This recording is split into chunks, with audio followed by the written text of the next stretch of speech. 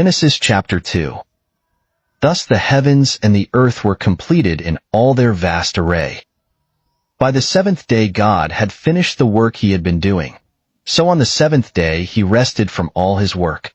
Then God blessed the seventh day and made it holy, because on it he rested from all the work of creating that he had done.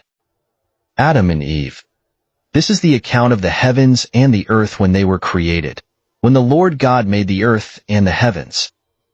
Now no shrub had yet appeared on the earth, and no plant had yet sprung up, for the Lord God had not sent rain on the earth, and there was no one to work the ground. But streams came up from the earth and watered the whole surface of the ground.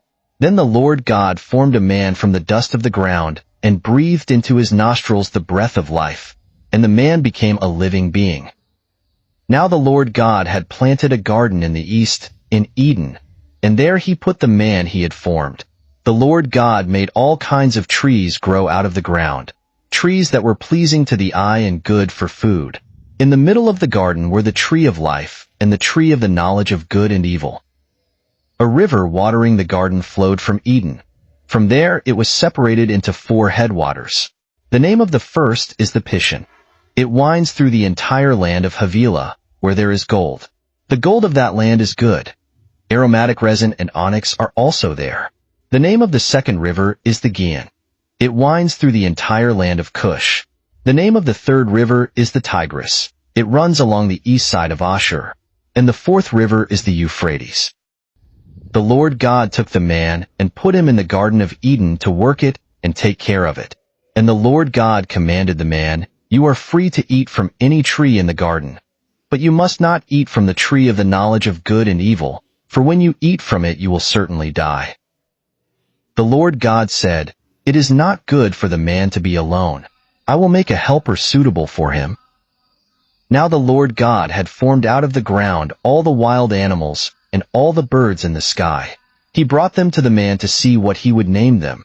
And whatever the man called each living creature, that was its name. So the man gave names to all the livestock, the birds in the sky, and all the wild animals. But for Adam no suitable helper was found. So the Lord God caused the man to fall into a deep sleep. And while he was sleeping, he took one of the man's ribs and then closed up the place with flesh.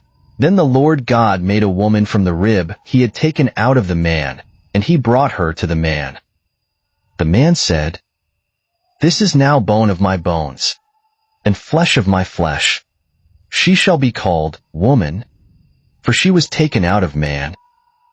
That is why a man leaves his father and mother and is united to his wife, and they become one flesh." Adam and his wife were both naked, and they felt no shame.